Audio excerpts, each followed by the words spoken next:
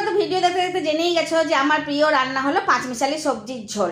আর কোনো কথা হবে না, সবাইকে বলে দিয়েছি, কারণ এটা আমার বাবার শেখানো রান্না। ওই গ্রীষ্মকাল থেকে বর্ষাকাল এই টাইমটাতে বাবা শুধু এই রান্নাটাই খেত। কি খাবো বলো, কি রান্না করে খাবো? মাছ মাংস ডিম কত খাবো? তো নিরামিষ দিনে এই রান্না ছাড়া কি রান্না করি বলো?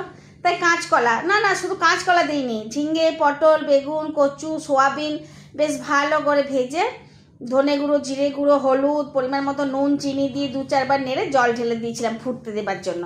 সবজি সেদ্ধ হলেই নামিয়ে নিলাম, ব্যাস রান্না রেডি।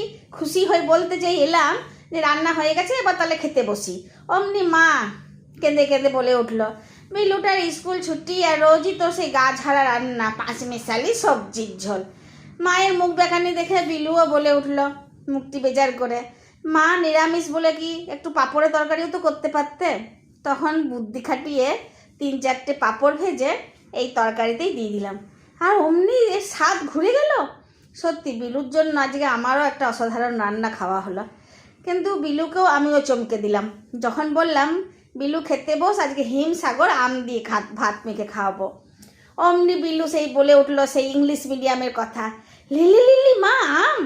আরে না, ওইটা আমি লিলি লিলি বলি, কিন্তু কথাটা লিটারেলিই বটে। তা আমি বললাম, তোরা ইংলিশে যা বলবি পরে বলে নিস কথা, কিন্তু আজকে তো হিমসাগর আম দিয়েই তোদেরকে ভাত মেখে খাওয়াবো। কেমন খেতে হয় আগে সেটা দেখ। পাঁচমিশালি ঝোল, সবজি সেদ্ধ, তার সাথে হিমসাগর আম চটকে ভাত, কি দুর্দান্ত স্বাদ লাগে না জানেই না। আর বললে বিশ্বাসও করে না।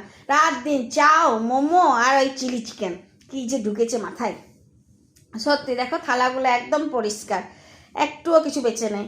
মুখে কিছু বললো না, কিন্তু থালা দেখে বুঝে গেছি যে রান্নাও ভালো হয়েছে আর হিমসাগর আম দিয়ে জাস্ট অন্য লেভেল হয়ে গেছে।